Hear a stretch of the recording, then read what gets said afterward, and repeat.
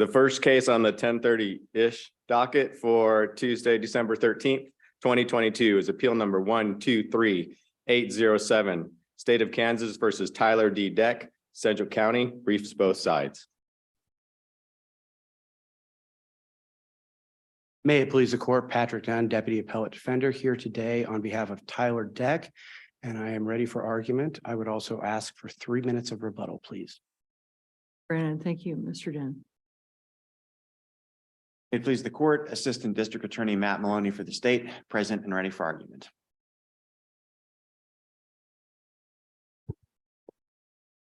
Second case is appeal number 123631, State of Kansas versus Kylie Jo Elizabeth Waldschmidt, Ellis County, briefs both sides.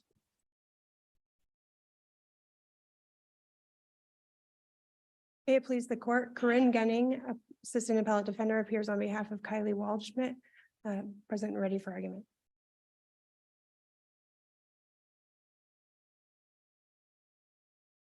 It please the court, Aaron J. Cunningham, Assistant Ellis County Attorney, appearing on behalf of the state. The state is present and ready for argument. Your Honor, that concludes our docket for this morning. A couple of announcements. First of all, you'll notice that we do have an empty chair this morning. Justice Wall is not in the courtroom. He's feeling under the weather this morning. He is listening online, felt up to doing that. And he will be participating in the court's conferencing of the case and in our decision making of the case. So he, we haven't had him do this yet today, but yesterday, under a similar situation, he did even email questions that he asked us to ask. So he is actively participating. I also want to explain for those who are not familiar with our process that the justices have read the briefs in this case, have reviewed other court documents, as well as looked at the case law that underlies the parties' arguments that we have made today. We will at times be looking at our computers because as they make those arguments, we may want to refresh our memory about a point. We may look at a case that they're discussing or in some other way be checking just so that we can better understand their arguments and assimilate the information that's being given to us. I just want to assure you that when we do that, we are actively listening to the case and are not distracted, but are working towards a resolution of some of the issues in our own mind. And I also want to take a moment to thank counsel where we had some rearrangement of the docket this week for being flexible and accommodating your colleague and the court in our request to accommodate him. So thank you for that. With that, I will now call 123807 State v. Deck.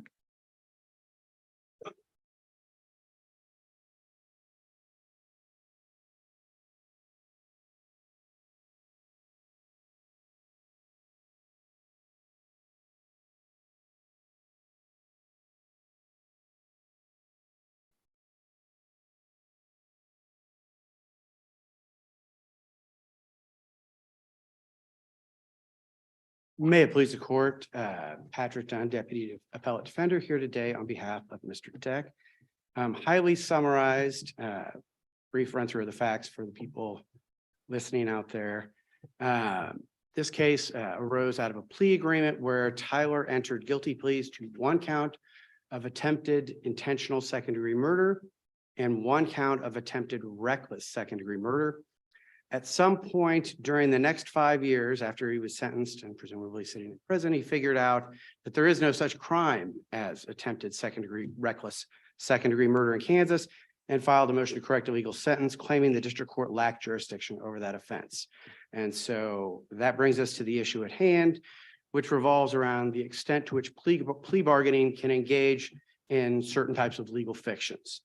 Does it really get there? Seems to me you've been arguing that the way I took the argument, I know you guys talked about plea bargaining and stuff, but I'm not sure it really is. So that's what I want to pursue. Seems to me that your issue is whether there was subject matter jurisdiction over what became count, or what is count 4 of the charging document against Mr. Deck. And so there either, the second that thing was filed, there either was or wasn't subject matter jurisdiction. And that's the point that we have to focus on, isn't it? Because if I understand your argument to be, if there's no subject matter jurisdiction, then you've got a motion for illegal sentence and you're off to the races. But that's the point, that's the inflection point of this case, isn't it? Doesn't really have anything to do with what happened later. No. To the extent that when this happened and whatnot, that I don't think that's relevant. No, I think you've hit the nail on the head of what my argument is. And so if our point of time that we have to look at is the charging document, the minute it got filed, don't we look to State versus Dunn? I keep wanting, when I was looking at this, I kept wanting to say no relation, kind of thing. It's awkward for me too. But that's the case we have to look at to decide whether there was subject matter jurisdiction. Correct. And I read it, Dunn says, sort of 3 things ought to be in a charging document for the state to be able to invoke the court's jurisdiction. And you're focused on the third one, and that is alleged facts that, if proved beyond a reasonable doubt, would constitute a crime committed by defendant. Okay? Agree. I look at that charging document and it tells me that your client fired a gun 8 times, striking the victim once I think in the leg, but anyway, striking the victim once. That's a crime. So why it seems to me the whole point of Dunn is to take away a lot of the technicalities and just say, does this charging document allege facts that, if proven, would be a crime? This charging document does that. So why wasn't there, it seems to me, subject matter jurisdiction shown, and then whatever happens later happens. Well, subject matter jurisdiction, you're almost, in talking about whether the facts allege a crime, just any crime at all. That's more, I feel like, in the notice prob issue that Dunn talks about.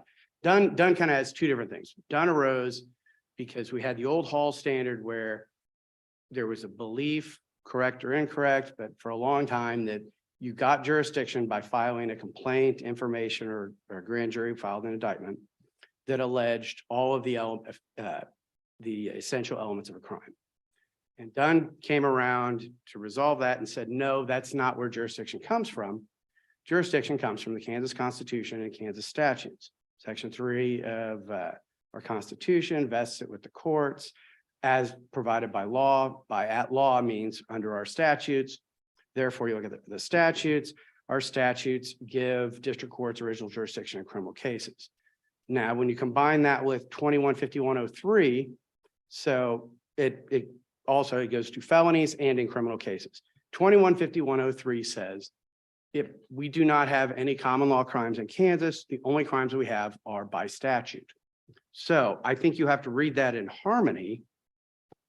So at law, you have to allege a crime. And if you allege the facts for the crime of attempted reckless second-degree murder, that's not a crime. But I think that's an overextension of Dunn. And that's what I want to focus. It seems to me Dunn's trying to simplify all of the difficulties that had come before, where we were trying to worry about whether the actual crime charged had all of its elements established, and without those elements, there was no jurisdiction. But Dunn, it seems to me, narrows it down to just 3 things to look at to see whether the state invoked the jurisdiction. Third one being the facts that allege a crime, and it doesn't say the crime charged, it says a crime. And shooting at somebody 8 times and hitting him in the leg is a crime. I can't dispute that those facts would constitute crime. Maybe it does fall back to the notice problem of all this. Well, and Because because you- Dunn does say that, you can have other problems. Sure. But those aren't subject matter jurisdiction problems. And you can work those out later. But you haven't alleged any of that. You focused on subject matter jurisdiction, and I'm thinking this is a fairly easy case when looked at in that way, the way I am. Just trying to figure out what's wrong with that. Well, maybe it has been framed as it should have been framed as a improper use of Kansas statutes as an illegal sentence then. Rather than purely jurisdictional. To me, I had never thought of, and my reading of Dunn was that it's not free reign if you just allege any facts.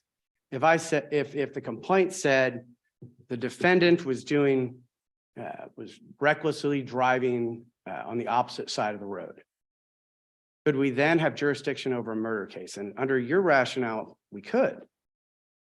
Surely that's not right. I mean, I don't think jurisdiction is for You anything have jurisdiction whatsoever. over the defendant. How then it sorts out as to what crimes get tried and all that's a different matter. But it seems to me that I don't mean to be I'm- repeating myself. It just seems to be that simple. And maybe we're conflating when you said over the defendant, maybe we're conflating personal jurisdiction with subject matter jurisdiction. There, but I'm talking about because Dunn is subject matter jurisdiction. Sure, that it has to be a crime, but surely that can't be any crime whatsoever. Like I said, I mean, if you're recklessly driving, that gives jurisdiction over a murder. That, I just don't see how that can be the case. Do we even get there when we have our recent decision in State v. Ross, which just says you can't use any illegal sentence, a motion to correct the illegal sentence to attack a defective complaint for lack of subject matter jurisdiction? Why isn't Ross control? I think this all goes back to talked about it. The state talked about that before, and we're not really talking so much about a defective complaint as jurisdiction in general. In That- Kansas, you have to have jurisdiction. And isn't that what Ross? It seems squarely on point. The defendant and Ross made, it seems to me, the exact same argument you're making here. That the state lacked subject matter, the court lacked subject matter jurisdiction over the alleged crime due to the way it was charged, and this court and Ross said that motion to correct the illegal sentence is not a appropriate procedural vehicle for raising that claim. Our complaint isn't the way it was charged. Our complaint is it's not a crime at all. Yeah, You you're- have to have a crime Well, to as have I- jurisdiction. Correct me if I say this wrong. My understanding is that the heart of your claim is that the district court had no subject matter jurisdiction over count 4. Over count 4, correct. And can you distinguish that argument from what we heard in Ross? I'm gonna have to be in candor of the court. I'm gonna have to take a look at Ross that's fair. during the break. But I just think it all comes back to the same thing on this is that you have to have a valid statutory crime. I think it's similar to Pullman. Pullman was a common law crime and Pullman didn't make it all the way to the court. Review had been granted, but it became moot. I don't think you can go making up crimes either. I think things have to actually be a crime. If we say that Kansas statutes are the source of jurisdiction after the Kansas Constitution vests jurisdiction based upon Kansas statutes. And if these Kansas statutes have these requirements, you have to follow these Kansas statutes to get jurisdiction in Kansas. And if the situation in either codified crime is the easiest because it can't, there's no way it can comply with 2150-103A because all crimes are statutory. But in the case of a legally impossible crime, you can never allege facts constituting that crime. So there can never be jurisdiction over that crime. And that's basically our position. I don't think that the basis of Spencer to where you can say, oh, if you're charged with a valid pleading, that's enough. when that case that it relied on, People v. Foster, the New York case, said, no, you have to be charged initially with a valid offense. If you have, and that's not what we had here. But if, say, he would been, if Tyler had been charged with reckless secondary murder and he pled to attempted reckless second degree, that'd be a different story, because statutorily under 215109, there's jurisdiction also under all lesser included offenses, and lesser included offenses are statutorily defined as attempts. Theoretically, you could get there that way. And actually, that's what New York does. They allow that. So it doesn't matter in this case, because we never had an originally valid charge. But Spencer was an overreading. So Spencer, I don't think, saves the state in this situation. And I guess looking at the clock, I'll have some time to take a look at Ross. But I think it comes down to that, you know, what I've reiterated, that if there's no jurisdiction, and I think Justice Piles hit it on the head, whether you guys are going to find whether there's jurisdiction or not will be the linchpin of this case. So for those reasons, we'd ask the court to reverse and oh.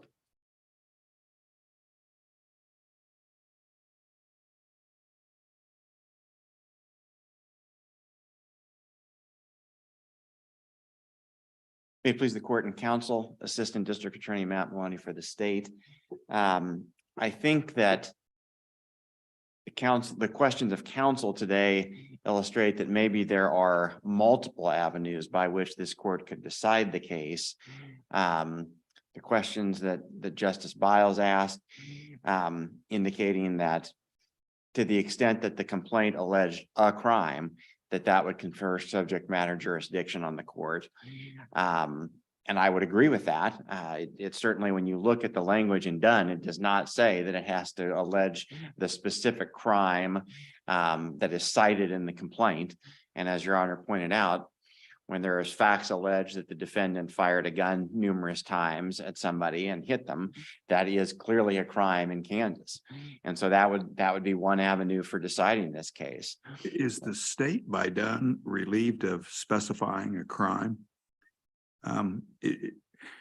One of the factors in Dunn showed that the court has territorial jurisdiction over the crime alleged. And the alleged fact that, if proven beyond, would constitute a crime. But part of that analysis has to be that over the crime alleged. What's the crime alleged here? That's the problem, isn't it? A crime that doesn't exist? Well, yeah, and I think when you look at that, obviously that second factor focuses on the territorial part of the matter. That's the But on Right. the crime alleged. right. So there is, I guess, a conflict there between the way they phrase that second element and the third, where they more broadly say a crime. So I guess there is some tension in the way that they analyze or the way that they articulate the second and the third factors there of the Dunn analysis. But I think even there, it would certainly, there would be territorial jurisdiction in the fact that it was charged in the correct court, in the correct jurisdiction, Sedgwick County for the in this particular instance. That kind of begs the question, what are you guys doing charging somebody with an attempted unintentional crime that at least our case law says is logically impossible? Right. And I certainly, anything that I say to that would be pure speculation. So I don't want to guess as to whether, obviously it's possible that was a mistake. It's possible that there was some other reason for it, but that does not appear in the record. So anything that I would say there would be pure speculation. Well, And as a not matter something. of law, can you think of any reason why the state would charge a logically impossible crime? Well, I guess there's always, I don't know specifically. I know in visiting briefly with counsel, I guess there's the possibility that maybe it was, I don't know if it could be I don't think it would be to avoid a self-defense claim. I don't know. I honestly don't know the answer to that question, Your Honor, unless it was, and I don't think we would be charging a case based solely on what we think would potentially be a plea to that crime. So I honestly don't know the answer to that question. It is possible that it was just an oversight, because obviously there is case law telling us that attempted unintentional is not a viable crime in Kansas. So, but be that as it may, I don't know that the reason that the parties had or that the state had for charging it that way ultimately controls whether jurisdiction exists. I think that the analysis that the Court of Appeals engaged in would provide another basis for deciding this case in the state's factor. And as I told, as counsel and I were visiting, when you're arguing a case on petition for review and you're the party that has prevailed in the Court of Appeals, sometimes it's hard to come up to the lectern and give an argument that's any better than what the Court of Appeals has already set forth in their opinion. And in this case, I certainly agree with their analysis here of the Spencer factors. And I think that opinion was consistent with what I argued in the initial brief, which is that when you're looking at the Spencer factors, and really only the first one of those is disputed here, there's certainly no question that he received a benefit by this plea agreement because 9 counts were dismissed. The counts were run concurrently. There's no assertion that he didn't enter his plea knowingly or voluntarily. So it's really that first factor about whether he was initially brought to court on a valid pleading. And the argument between the parties is, well, does that mean that you look at the pleading as a whole, or does it mean that you look at each individual count? And the Court of Appeals agreed with our assertion that you look at the complaint as a whole. And here you had 11 crimes charged. The defendant has only argued that one of them had any type of an infirmity to it. And I think the panel even pointed out that even that count had an alternative charge, which was a valid charge. And when you look at the language in Dunn, and also the language in 22-2601, which focuses on cases, not individual counts, I think that those both support the Court of Appeals conclusion that as long as the complaint alleges at least one valid crime to invoke subject matter jurisdiction, then jurisdiction does exist. And he then, to your honor's first question to opposing counsel, you're correct that the jurisdictional aspect of things is really where counsel's argument is going to rise or fall. I think the only extent to which the fact that he pled is relevant is that even if the jurisdiction was properly invoked in the complaint, obviously had he gone to trial and been convicted of attempted unintentional, then there might still be an issue with the conviction. But because he pled, you are allowed to plead to a non-existent crime as long as the jurisdiction was present. So I think that's the only way that the fact that he pled really comes into play. So I think those would be two different paths. And your honor, I will acknowledge that like counsel, I'm not as familiar with Ross as I should be.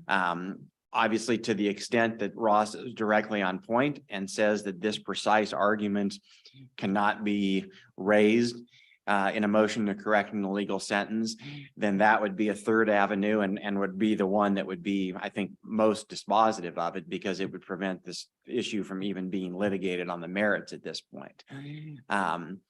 So for a variety of reasons, we feel that the Court of Appeals was correct in ruling that the defendant's claim is without merit. And we would propose that any of those three options or all of them would be the correct way to analyze this issue.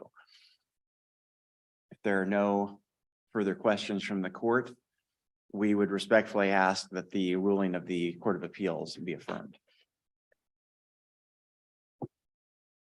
Thank you, Mr. Thank you.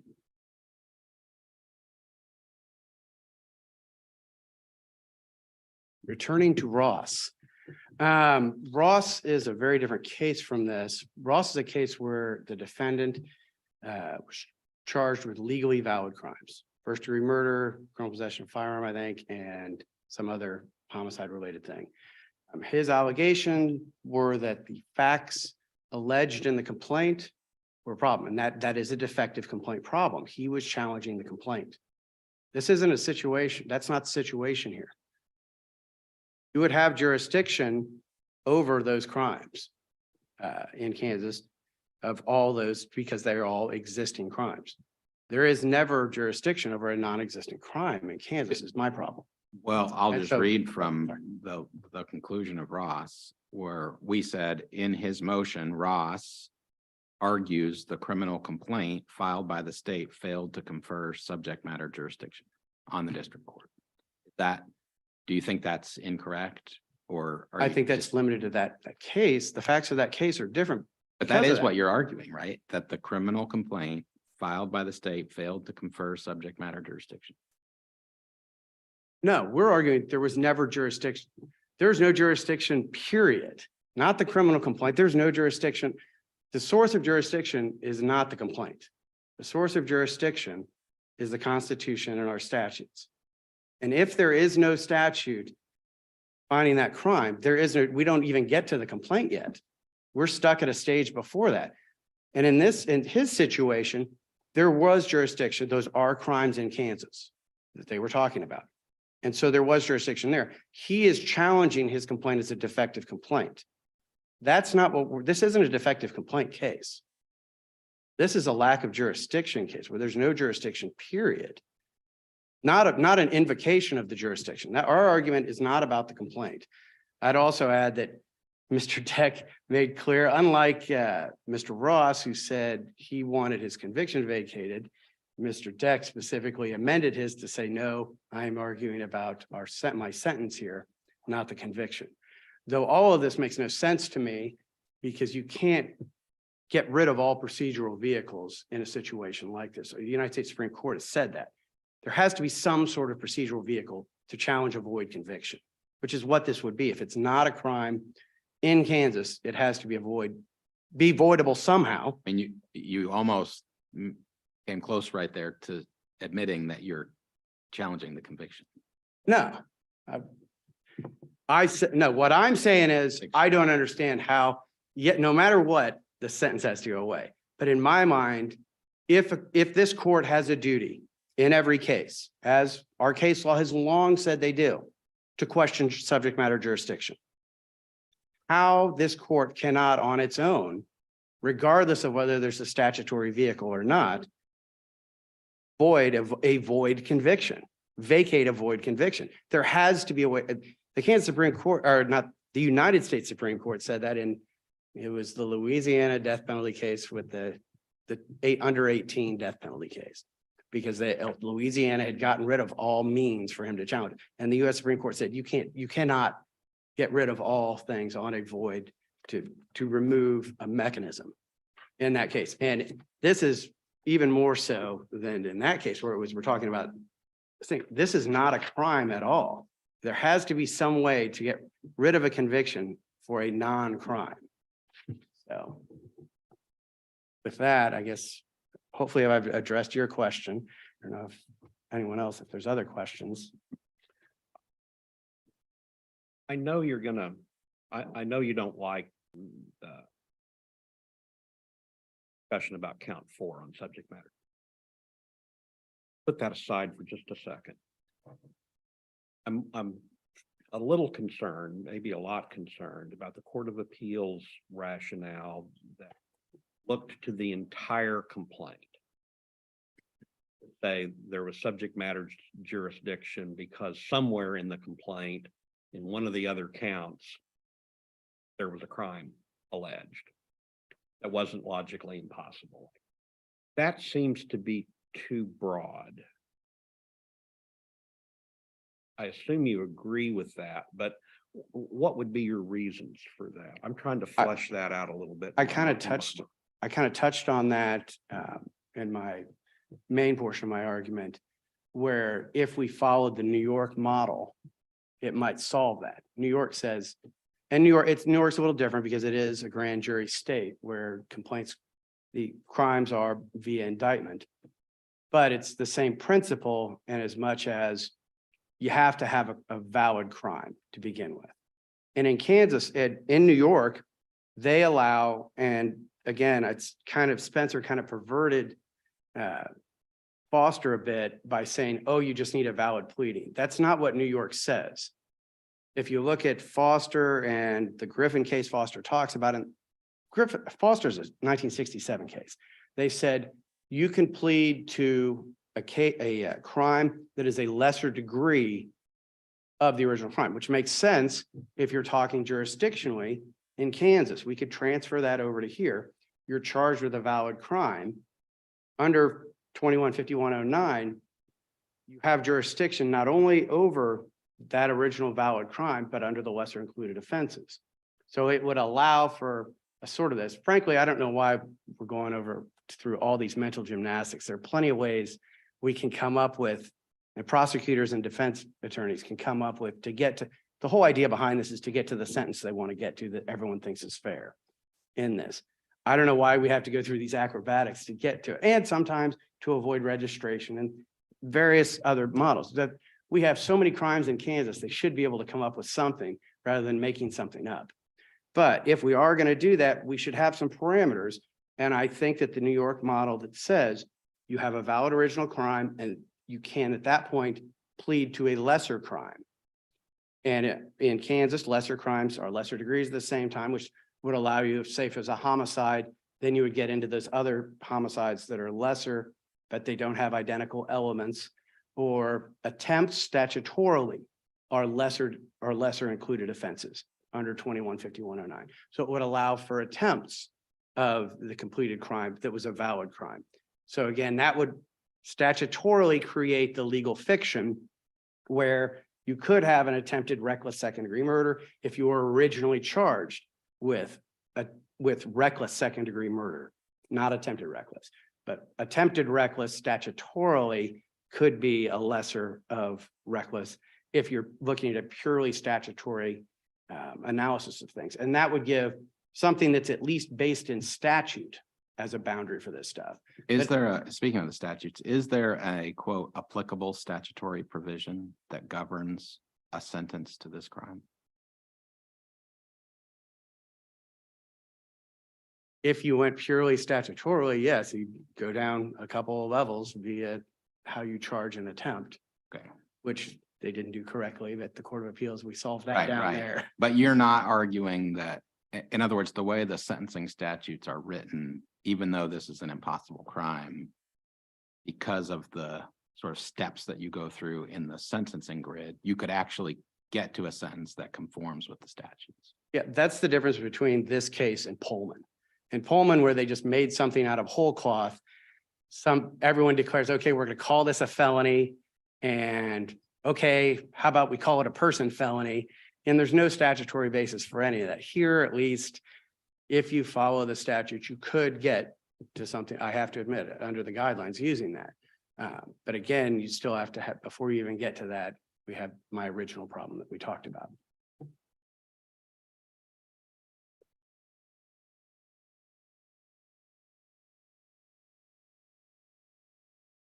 Thank you. Thank you to both counsel for your arguments in this matter. The court will take this under advisement.